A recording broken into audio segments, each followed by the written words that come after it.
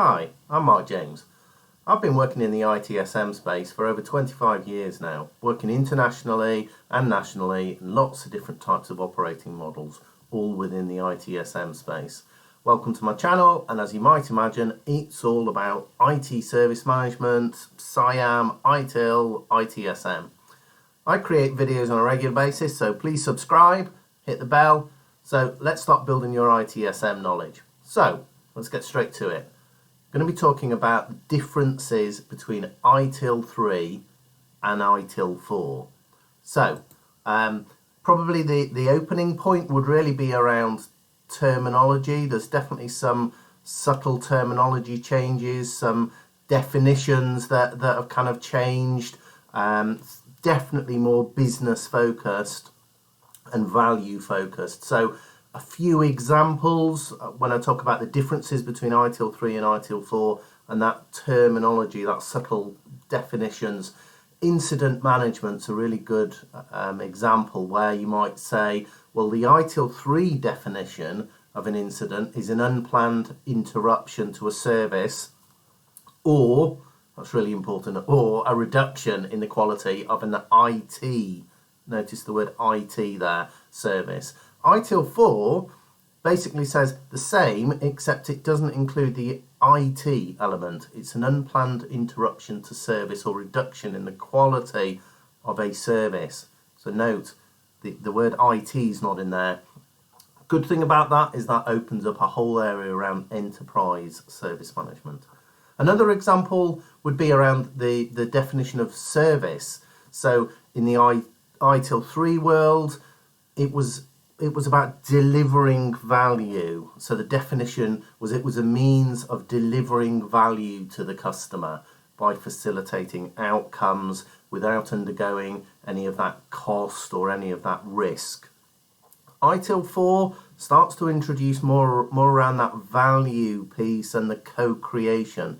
So it talks about a means of value co-creation by facilitating those outcomes that the customer wants to achieve without any of that cost or any of that risk.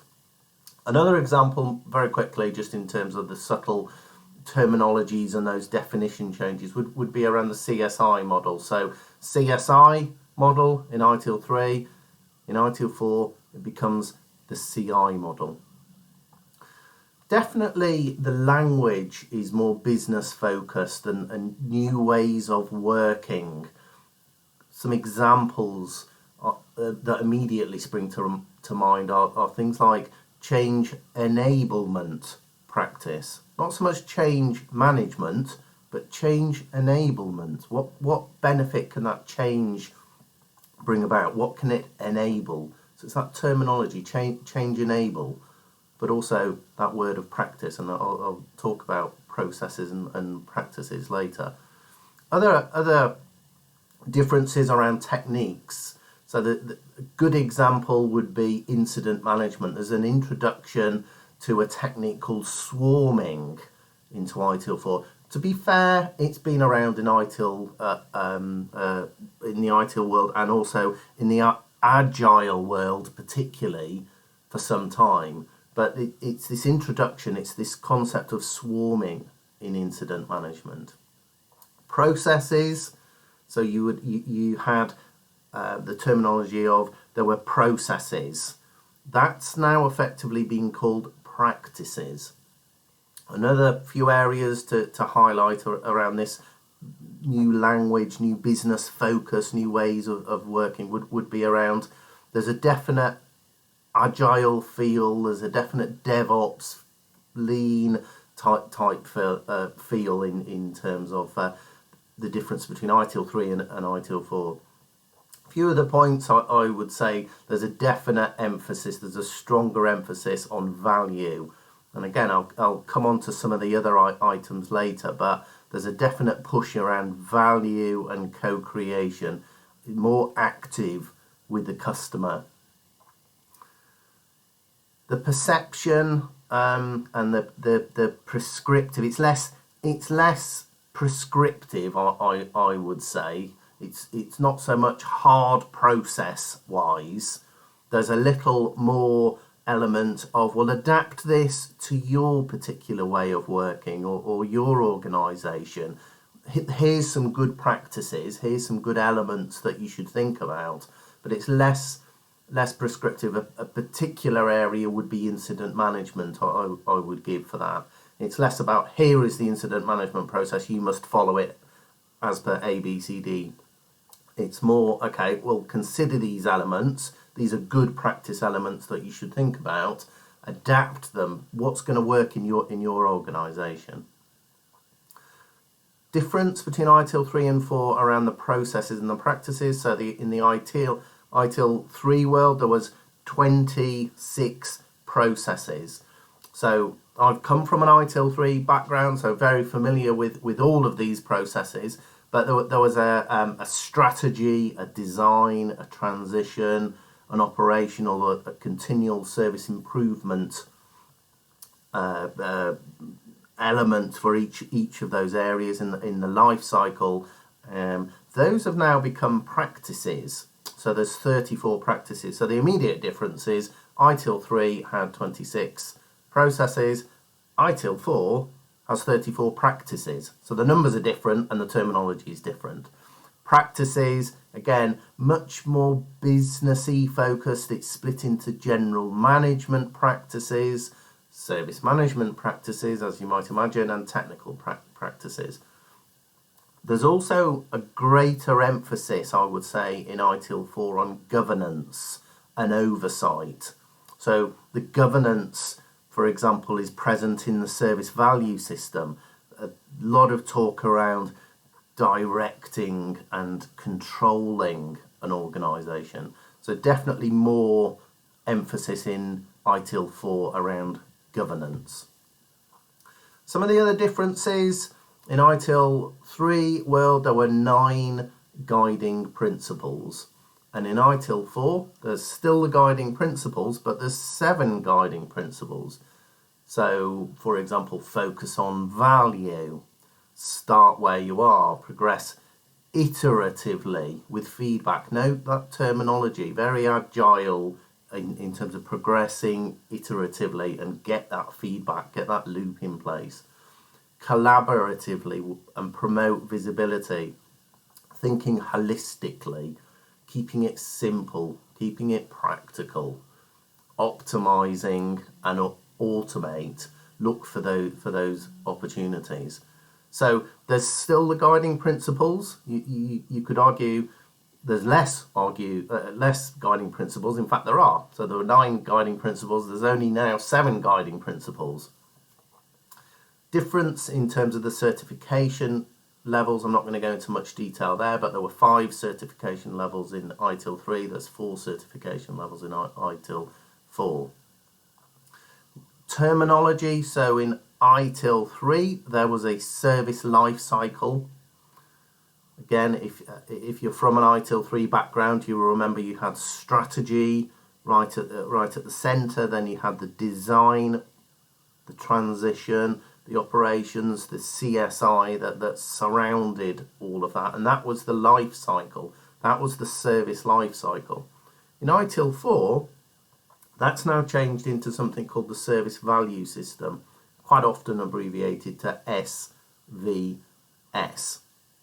And that talks about things like the guiding principles, the governance, the service value chain. Really important. I'll talk about that in a few moments.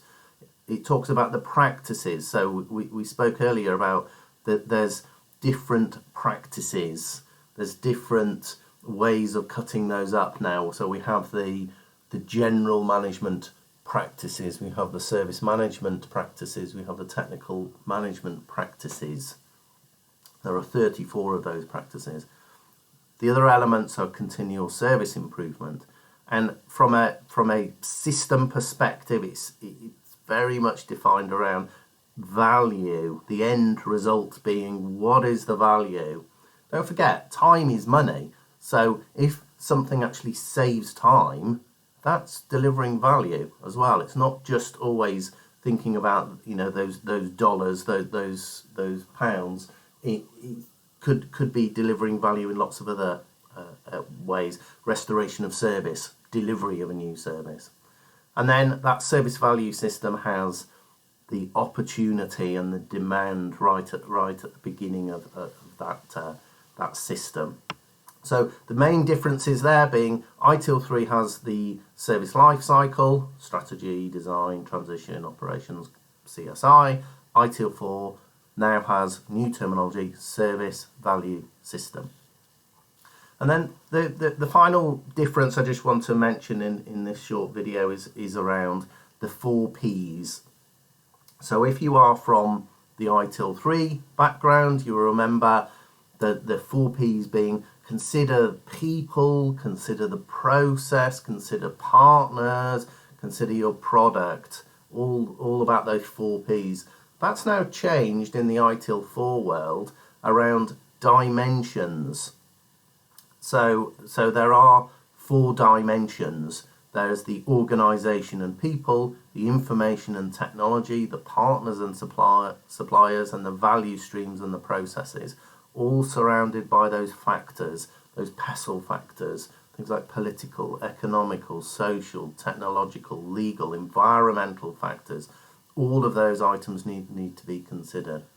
So final difference being the 4 Ps versus the 4 dimensions. Now very quickly, just going back to the service value system, I mentioned the service value system, the new model in ITIL 4, guiding principles, governance, service value chain, practices, continual service improvement, all delivering value, all starting with opportunity and demand. Right at the centre of that is this service value chain. That's really important. And what that effectively does is it starts to look at your activities, you start to map them, you look at that journey that those activities are those practices that they're delivering, and it talks about how do you deliver value from the original demand. And there's quite a nice acronym to remember this service value chain, which is PIDOD. So P talking about the planning, I talking about the improve, E talking about the engage, DOD being D, design and transition, O being obtain, build, and final D around delivery and support. All of those items fall into delivering your products and delivering your services, which ultimately ends up delivering value. So that's my very brief overview of how I see the differences between ITIL 3 and ITIL 4. Please subscribe to my channel. I post videos and information all about service management, all about SIAM, all about IT, all about ITIL. If you want to learn more, I've got 25 years experience in this environment, and I will be posting and delivering videos on a regular basis. So please subscribe, hit the bell.